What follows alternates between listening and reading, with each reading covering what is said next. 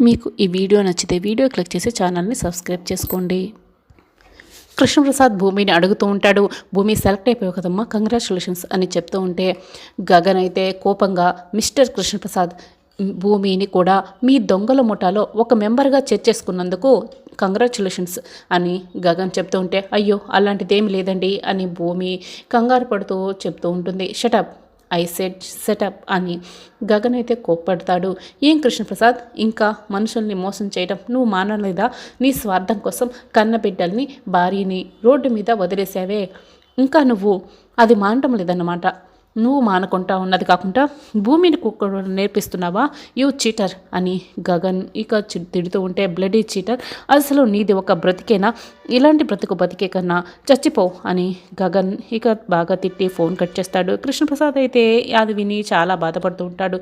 గగన్ ఫోన్ని భూమికి ఇచ్చేసి ఇక గెట్అవుట్ అని చెప్తూ ఉంటే భూమి బాధపడుతూ అది కాదండి అని ఏదో చెప్పబోతూ ఉంటుంది. ఇంకేం మాట్లాడుకు, గెట్అవుట్ అని చెప్తున్నాను కదా. మహానది ప్రవహిస్తున్నంతసేపే తాగటానికి పనికొస్తుంది. ఒక్కసారిగా సముద్రంలో కలిసిన తర్వాత అది తాగటానికి పనికిరాదు, ఉప్పగా మారిపోతుంది. నువ్వు అంతే, ఆ ఫ్యామిలీలో పడ్డావు, మారిపోయావు. కానీ నువ్వు ఆ ఫ్యామిలీలో మహాసముద్రం అనుకుంటున్నావేమో, కాదు, అది ఒక బురదగుంట. బురదగుంటలో మంచి నీళ్లు ఉన్నా కూడా లేకున్నా కూడా ఒకటే, అది తాగటానికైతే పనికిరాదు. నువ్వు కూడా అంతే, ఆ కుటుంబం కూడా అంతే. అసలు నీకు ఈ ఉద్యోగం నేను ఎలా ఇస్తానని అనుకున్నావు? అసలు ఈ ఉద్యోగం చేయడానికి అర్హత ఉందా నీకు? కనీసం డిగ్రీ కూడా చదవని నీకు ఈ ఉద్యోగం ఎలా వస్తుంది? ఈ ఉద్యోగమే కాదు, మరెక్కడా కూడా నీకు ఉద్యోగం రాదు. గెట్అవుట్ అని గగన్ కోప్పడితే ఇక భూమి బాధపడుతూ ఉంటుంది. భూమి బయటికి వెళ్తుంది. గగన్ అయితే చాలా కోపంగా భూమి రెజ్యూమ్ని చించేస్తాడు, చిన్న చిన్న ముక్కలుగా చేసేస్తాడు.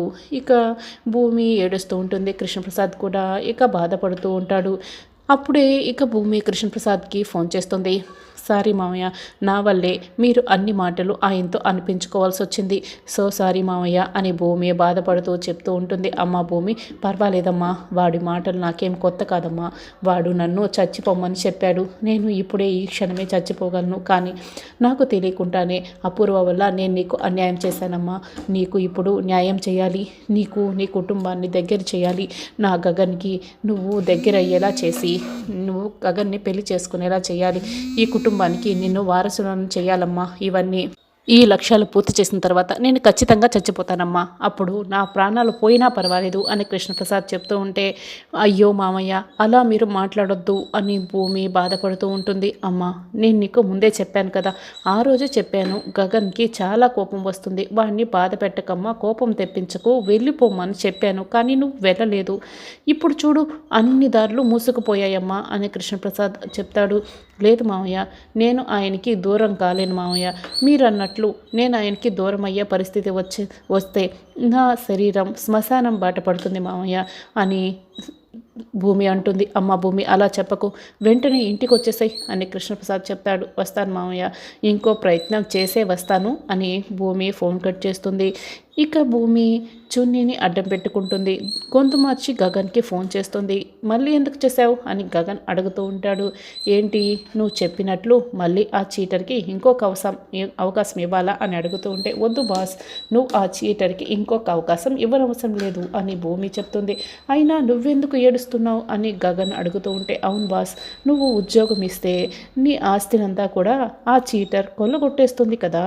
అవును, నీ చెప్పినట్లే ఆ ఫ్యామిలీ అంతా బురదకుంట బాస్, నిన్ను భూమి కలవకూడదు అంతే కదా అని భూమి అంటుంది.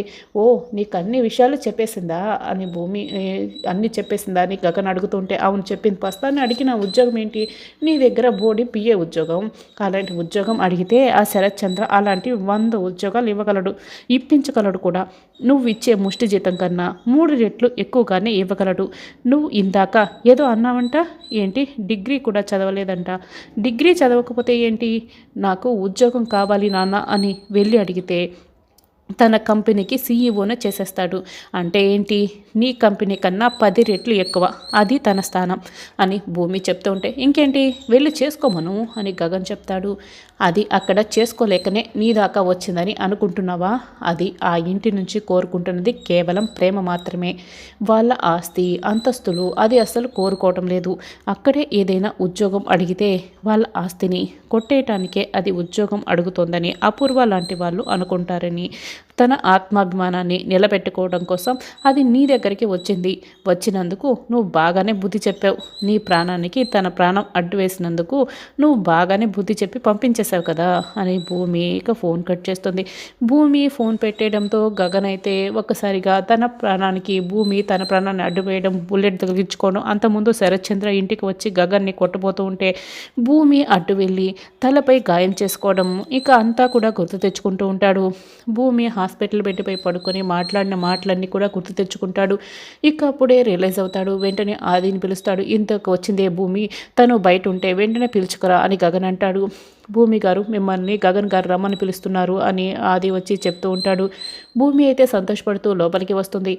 ఇక గగన్ అయితే నిజంగానే భూమి తన ఆత్మాభిమానాన్ని నిలబెట్టుకోవడానికే నా దగ్గరికి ఉద్యోగానికి వచ్చిందా, లేకపోతే భూమిని అడ్డు పెట్టుకుని శరత్చంద్ర ఏమైనా ప్లాన్ చేశాడా? ఏది ఏమైనా భూమికి ఉద్యోగం ఇస్తే ఏంటి అన్న వాళ్ళ ప్లాన్ తెలుస్తుంది కదా, భూమికి ఉద్యోగం ఇవ్వడమే కరెక్ట్ అని గగన్ అనుకుంటాడు. వెంటనే భూమి గగన్ దగ్గరికి వచ్చి నిలబడుతుంది. మళ్ళీ ఎందుకు పిలిచారు? ఇంకా ఏమన్నా తిట్టాల్సినవి మిగిలిపోయాయా? తిట్టేయండి, తినేసి వెళ్తాను అని భూమి అంటుంది.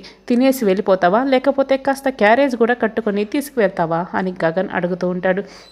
తిట్టాల్సినవన్నీ తిట్టేసి ఇప్పుడు జోకులు వేస్తున్నారా జోకులు అని భూమి అంటుంది.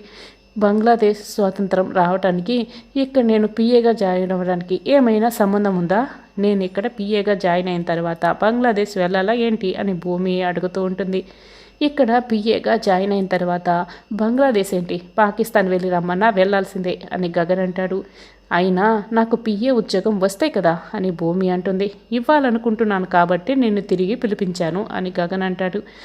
అవునా, నిజంగానే నాకు పిఏ జాబ్ ఇస్తున్నారా అని భూమి సంతోషపడుతూ అడుగుతూ ఉంటుంది. అవును అని గగన్ ఇక స్మైల్ ఇస్తూ చెప్తూ ఉంటాడు. థ్యాంక్ యూ అని భూమి చెప్తూ ఉంటే ఓకే జాయిన్ అయిపో అని గగన్ అంటాడు. ఇక నక్షత్ర బెడ్పై కూర్చొని ఉంటుంది. అమ్మ నక్షత్ర, ట్యాబ్లెట్లు వేసుకో తల్లి, బుజ్జి తల్లివి కదా, బుజ్జికుండేవు కదా అని అపూర్వ ఇక లాలిస్తూ బతిమలాడుతూ చెప్తూ ఉంటే వద్దు మమ్మీ, ట్యాబ్లెట్లు చేదుగా ఉంటాయి, నాకు ఇష్టం లేదు వేసుకోవడానికి అని నక్షత్ర మొండి పట్టుతూ ఉంటుంది. అది పుచ్చుకుండా నువ్వు అనకుండా అని గోరింటాకు పిన్ని అనుకుంటుంటుంది. పిన్ని నీకేం తెలియదు, కాస్త నోరు మూసుకుంటావా అని అపూర్వ చెప్తుంది.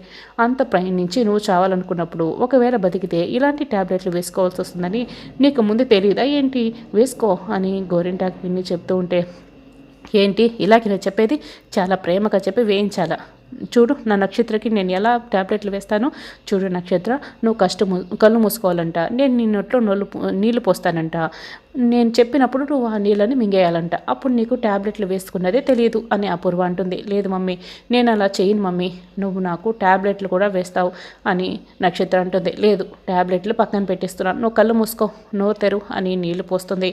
తెలియకుండానే ట్యాబ్లెట్ కూడా వేసేస్తుంది. ఇప్పుడు మింగేమని చెప్తూ ఉంటుంది. అప్పుడు అలా చిన్నపిల్లలకి ట్యాబ్లెట్లు ఎలా బుజ్జగిస్తూ వేస్తారో అలా అపూర్వ నక్షత్రకి ట్యాబ్లెట్లు వేస్తూ ఉంటుంది. చూసావా, ఇప్పుడు నా కూతురు ఎలా ట్యాబ్లెట్లు వేసేసుకుందో, ఇప్పుడు నువ్వు ట్యాబ్లెట్లు వేసుకున్నది ఏమైనా తెలిసిందా నక్షత్ర అని అపూర్వ అడుగుతూ ఉంటే లేదు మమ్మీ అని నక్షత్ర అంటుంది. చూడు, ఇప్పుడు నువ్వు నక్షత్రని ఆ గగన్కి ఇచ్చి పెళ్లి చేస్తానని చెప్పావు కదా, అసలు వాళ్ళు ఎలా చూసుకుంటారో ఏంటో, నువ్వేమో నక్షత్రని ఇంత బాగా చూసుకుంటున్నావు అని గోరింటాకు పిన్ని చెప్తూ ఉంటే నేను చాలా డబ్బులు కట్నంగా ఇచ్చి పెళ్లి చేస్తాను కాబట్టి వాళ్ళు నా కూతుర్ని మహారాణిలా చూసుకుంటారు అని అపూర్వ చెప్తుంది. ఏంటి మహారాణిలా చూసుకుంటారా? నువ్వు ఆ శారదకి ఒకసారి గుండు కూడా గీయించిపోయావు, ఒకసారేమో పెళ్లి చేయబోయావు. ఇప్పుడు అవన్నీ కనుక వాళ్ళు గుర్తుపెట్టుకుంటే నీ కూతురు పరిస్థితి నీ పరిస్థితి ఒకసారి ఆలోచించుకో ఎలా ఉంటుందో అని గోరింటాకు పిన్ని చెప్తూ ఉంటే ఇద్దరు కూడా ఆలోచనలో పడతారు.